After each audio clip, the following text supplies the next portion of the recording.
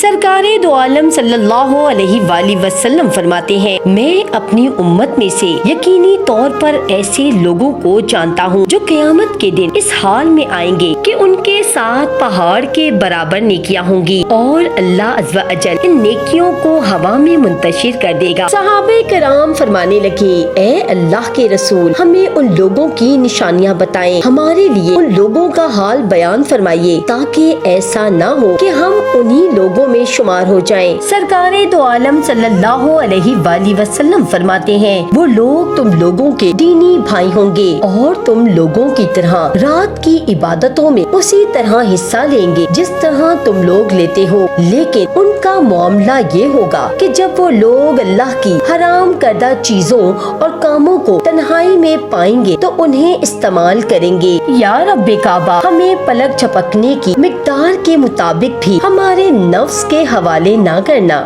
ہمیں ان تمام حرام باتوں اور کاموں سے بچا جن کو رب کعبہ نے ناپسند فرمایا ہے۔